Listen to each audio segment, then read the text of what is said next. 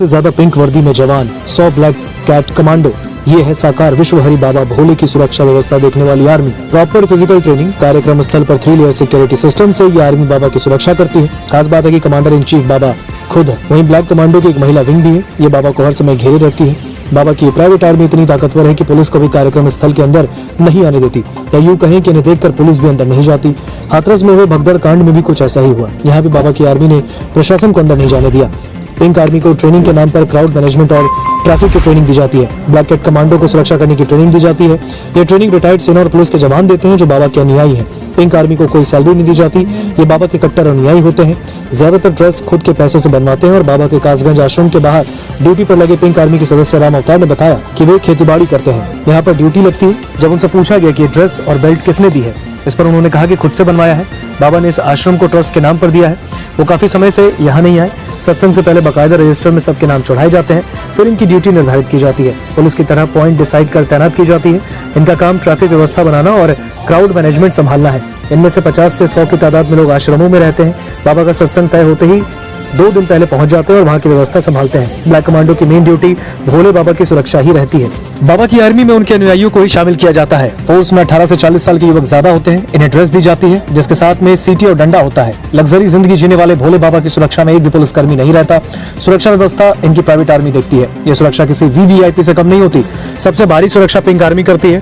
फिर हरिवाहक दस्ता होता है जो भूरे रंग की ड्रेस में होता है। बाबा के सबसे करीब ब्लैक कमांडो रहते हैं। इन्हें गरुड़ योद्धा कहते हैं। ये काली ड्रेस में होते हैं। इनकी तादाद 100 तक होती है। ये कमांडो बाबा के आदेश पर किसी को मरने मारने से पीछे नहीं हटते। बाबा जब सत्संग के लिए जाते हैं तो ये चारों तरफ घेरा बनाते हैं। बाबा के आसपास किसी को नहीं पहुंचने देते। अगर कोई आने की कोशिश करता है तो उसे धक्का देकर हटा देते हैं। लोगों ने बताया कि बाबा के सत्संग के दौरान निजी गार्ड अनुयायियों के अलावा दूसरे लोगों से बेहद गलत तरीके से बात और व्यवहार करते हैं। सड़क पर यातायात को ये अपने तरीके से चलाते हैं। अगर कोई वाहन चालक इनकी बात नहीं मानता तो ये उससे अभद्रता और मारपीट करने से पीछे नहीं हटते। सत्संग में सुरक्षा की जिम्मेदारी बाबा की पिंक आर्मी पर रहती है। इसे नारायणी सेना कहते हैं। बाबा ने इनका खास ड्रेस कोड बनवा रखा है। बाकायदा इनके गले में आईडी कार्ड होता है। जहां भी बाबा का सत्संग होता है वहां करीब 4 से 5 हजार पिंक आर्मी गार्ड तैनात।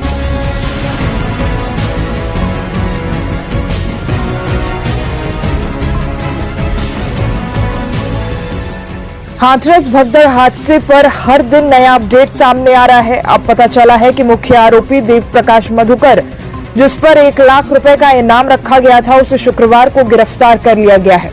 उस पर कल ही पुलिस ने 1 लाख रुपए का इनाम घोषित किया था। मधुकर कथावाचक सूरज पाल उर्फ भोले बाबा का मुख्य सेवादार है। भोले बाबा के वकील एपी सिंह ने हालांकि दावा किया है कि मधुकर ने सरेंडर किया है। एपी सिंह के अनुसार मधुकर का दिल्ली के अस्पताल में इलाज चल रहा था। अस्पताल में ही यूपी पुलिस को बुलाकर मधुकर का सरेंडर कराया गया है। वकील ने कहा कि मधुकर हार्ट का मरीज है। हालात स्थिर होने पर पुलिस को सौंपा गया। हाथरस में 2 जुलाई को सूरजपाल उर्फ भोले बाबा के सत्संग के बाद मची भगदड़ में 121 लोगों की मौत हो गई थी। मामले की जांच एसआईटी के अलावा न्यायिक आयोग की टीम कर रही है। सीएम योगी ने हादसे के पीछे किसी साजिश की भी आशंका जताई है। अब मधुकर की पुलिस के हत्थे चढ़ने पर उम्मीद है कि कई बातों से पर्दा उठ सकता है और कई सारे सवालों का जवाब मिल सकता है। आपको बता दें, मधुकर की गिरफ्तारी को लेकर भोले बाबा के वकील एपी सिंह ने एक वीडियो बयान जारी किया। इसमें कहा कि उसका इलाज दिल्ली के अस्पताल में चल रहा था। जब उसकी हालत थोड़ी स्थिर हो गई तो हम लोगों ने सरेंडर पर विचार किया। हाथरस प्रकरण में जो एफआईआर में नामजद किए थे देव प्रकाश मधुकर, जिसे मुख्य आयोजक कहा गया था, आज हमने पुलिस को, एसआईटी को और एसटीएफ को यहाँ दिल्ली से उनके सामने, क्योंकि इलाज करा रहे थे, बुला के सरेंडर कर दिया है। ये मेरा वादा था कि हम कोई एंटीसिपेटरी बेल नहीं लगाएंगे, कोई एप्लीकेशन नहीं लगाएंगे और हम किसी कोर्ट में नहीं जाएंगे, क्योंकि हमने किया क्या, हमारा अपराध क्या है। वो इंजीनियर है, 8 पेशेंट थे। डॉक्टरों ने कहा ठीक अब थोड़ी सी स्थित है। हमने बिना किसी देर लगाए, लोग कहते अगले दिन, हमने आज वादा किया था, आज आप लोगों से कहा था कि हम देव प्रकाश मधुकर को सरेंडर करेंगे, पुलिस के सामने ले जाएंगे, पूछताछ करें, इन्वेस्टिगेशन में भाग लें, जांच में भाग लें। हमने उनको सौंप दिया है एसआईटी को और उत्तर प्रदेश पुलिस को। अब वो पूरी जांच कर लें, स्टेटमेंट कर लें, बयान कर लें, रिकॉर्ड कर लें। अब ये उनकी अपनी इच्छा है। हाँ, उनका स्वास्थ्य ध्यान रखा जाए, हार्ट पेशेंट है, कोई चीज उनके साथ गलत ना हो, ये मेरा इसीलिए मैंने कोर्ट में सरेंडर नहीं किया, मैंने कहीं एप्लीकेशन नहीं लगाई, कोई एंटीसिपेटरी बेल नहीं लगाई, जिससे कि ये माना जाता है कि हम बचना चाहते हैं, हम छुपना चाहते हैं, हम अपने को डर रहे हैं, हमारे बच्चे, हमारा परिवार, हमारी बहनें, हमारे लोग मारे गए। इसलिए मैं आपको, मीडिया ने हमारा जो सहयोग किया, हमारा साथ दिया, उनको भी हम धन्यवाद करते हैं और हम ये बात आपको बता रहे हैं और आपसे शेयर कर रहे हैं, जिससे कोई कंट्रोवर्सी ना कहे कि कहाँ है, क्या है, भाग गए हैं, नहीं भाग गए। कहीं भागे नहीं थे, कहीं नहीं गए थे, अच्छा इलाज कराने के लिए आए। अब स्थिति स्टेबल है, खतरा नहीं है, लेकिन फिर भी उनका इलाज कराया जाए। और हमने वेद प्रकाश मधुकर को उन्हें एसटीएफ और उत्तर प्रदेश पुलिस को बुला के सौंप दिया, क्योंकि हम नहीं चाहते कोई इनाम वाली बात हो, कोई किसी में बाधा हो, जिससे बाद में लोग कोई इनाम की बात कहें, कोई कुछ कहें। अब उनसे पूछताछ हो ले और गहन पूछताछ जिस तरह से करनी है, और जो एंटी सोशल एलिमेंट्स हैं उनके बारे में भी मधुकर बताएंगे और जानकारी देंगे। एपी सिंह ने कहा कि वो इंजीनियर हैं और हार्ट के मरीज हैं। जब डॉक्टर ने कहा कि वो थोड़ा ठीक हैं, तो हम लोगों ने बिना देर किए यूपी पुलिस को सूचना दे दी। वकील ने कहा कि हमने सुबह ही बताया था कि हम जांच में भाग लेंगे। पुलिस की हर तरह से हम मदद के लिए तैयार हैं। अपने वादे को पूरा करते हुए यूपी पुलिस के सामने सरेंडर करा दिया है। हमने मधुकर को यूपी पुलिस को सौंप दिया है, वो जांच कर लें, उनका बयान ले लें। ये भी कहा कि मधुकर भागे नहीं थे, वो कहीं फरार भी नहीं हुए थे, उनकी हालत ठीक नहीं थी, इसलिए इलाज के लिए दिल्ली के अस्पताल में भर्ती कराया गया था। गौरतलब है कि 131 लोगों की मौत के बाद दर्ज हुई पहली एफआईआर में मधुकर को ही पुलिस ने घटना का मुख्य आरोपी बताया था। प्रारंभिक जांच में सेवादारों को ही घटना के लिए दोषी माना गया है। एफआईआर के बाद ही मधुकर की तलाश में छापेमारी शुरू हो गई थी। उसकी गिरफ्तारी के लिए ही गैर जमानती वारंट भी निकाला गया था। पुलिस महानिरीक्षक अलीगढ़ रेंज शलभ माथुर ने गुरुवार को हाथरस पुलिस लाइन में मीडिया से बात करते हुए कहा था कि समागम यानी सत्संग के प्रभारी देव प्रकाश मधुकर के नाम पर सत्संग के लिए अनुमति मांगी गई थी। हाथरस पुलिस ने एफआईआर में मधुकर को ही मुख्य आरोपी के तौर पर नामजद किया था। उसकी फरारी के कारण गिरफ्तारी पर 1 लाख रुपए का इनाम घोषित किया गया था।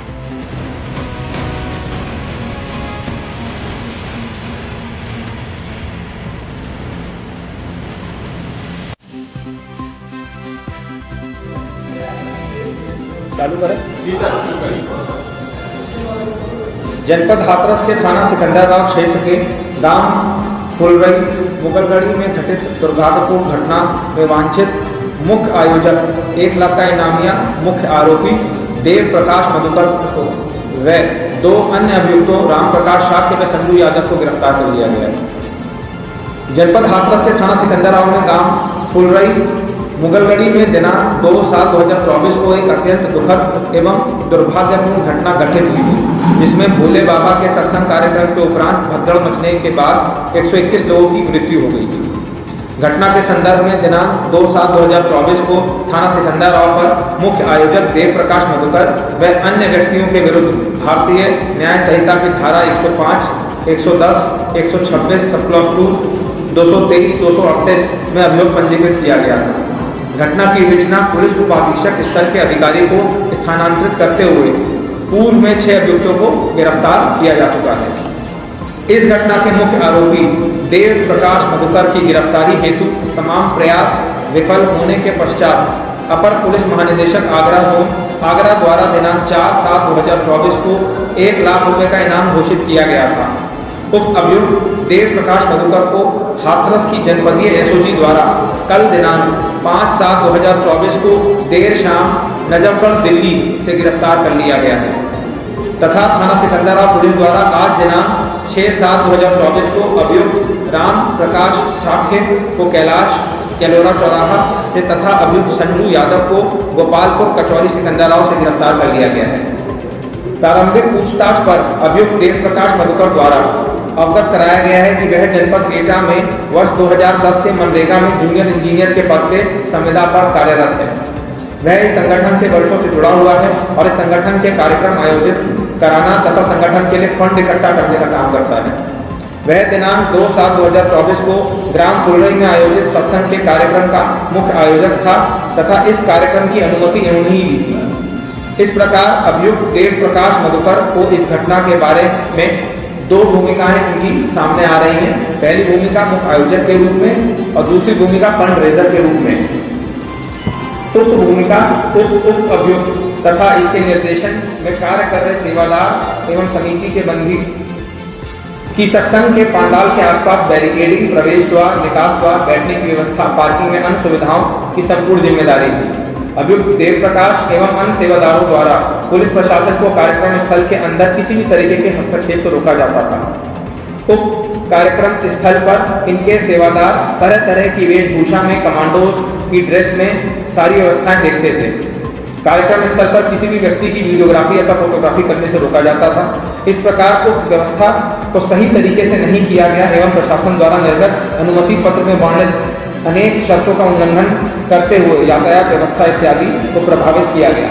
पूछताछ से यह भी स्पष्ट हुआ है कि इनके द्वारा भीड़ को संभालने का कोई प्रयास नहीं किया गया तथा सभी मौके से फरार हो गए। इस प्रकार इस अभियुक्त एवं अभियुक्त के निर्देशन के कार्य कर रहे सेवादारों, जिनमें 6 सेवादारों को गिरफ्तार किया जा चुका है, द्वारा अव्यवस्था फैलाई गई, जिसके चलते घटना घटी और कई जाने गए। पूछताछ में यह भी प्रकाश में आया है कि इनके और इनके सेवादारों द्वारा प्रवचनकर्ता की गाड़ी को भीड़ के बीच से निकाला गया, जबकि इनको इस तथ्य की जानकारी थी कि भीड़ से निकालने के समय चरण रज के लिए भगदड़ मचने से भयानक दुर्घटना हो सकती है। इसके अतिरिक्त यह तथ्य भी गहराई से जांच की जा रही है कि इस घटना के आयोजक सेवादारों द्वारा किसी के कहने या किसी के दुष्प्रेरित करने से तो ये नहीं कराई गई है एवं आवश्यकता अनुसार गिरफ्तार सेवादार आयोजकों को पुलिस कस्टडी रिमांड में लेकर पूछताछ की जाएगी। अब इनका दूसरा रोल आता है फंड रेजर के रूप में, आयोजक के रूप में। अभियुक्त देव प्रकाश मधुकर इस संगठन में काफी दिनों से जुड़े हुए हैं और संगठन के फंड रेजर का काम करते थे और संगठन को संचालित करना तथा सत्संग इत्यादि करने के लिए पैसा इकट्ठा किया करते थे। पूछताछ से यह भी पता चला है कि विगत कुछ समय पूर्व कुछ राजनीतिक दलों द्वारा इनको संपर्क किया गया था।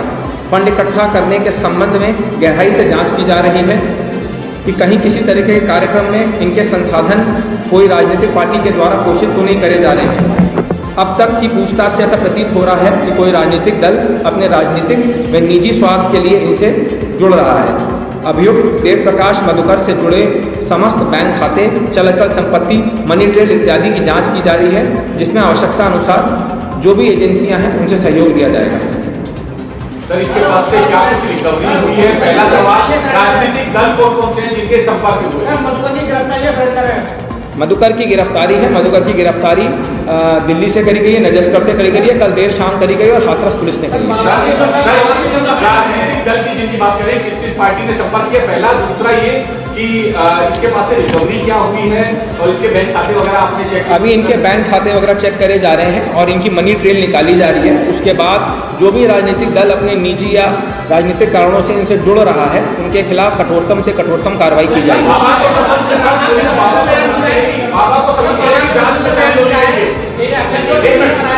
देखिए, अभी इनके विस्तृत बैंक खातों की डिटेल्स खंगाली जा रही है, पत्राचार करा जा रहा है, आयकर विभाग से बातचीत करी जा रही है, राजस्व विभाग से जितनी भी चल अचल संपत्ति है उसके बारे में बात करी जा रही है और जो कोई भी इस पे राजनीतिक दल इसमें अपने राजनीतिक कारणों से या निजी कारणों से जुड़ रहे हैं, उनके खिलाफ कठोर से कठोरतम कार्रवाई की जाएगी। नहीं, ये हाथरस पुलिस की टीम ने इनको दिल्ली से नजरगढ़ से कल देर शाम पकड़ा। बाबा को संबंध कर रहे हैं आप लोग? अभी इनको पीसीआर पे लिया जाएगा, इनको विस्तृत रूप से इनसे पूछताछ की जाएगी। जितने भी अभियुक्तों को हमने जेल भेजा है, इनको पुलिस कस्टडी रिमांड पे लेकर पूछताछ करी जाएगी और जो भी साक्ष्य संकलन है, जो भी ट्रस्ट की फंडिंग हो रही है, जो भी इनकी रसीदें हैं, जितने भी बैंक खाते हैं, सबके बारे में गहनता से जांच कर जो भी दोषी है उनके खिलाफ कार्रवाई की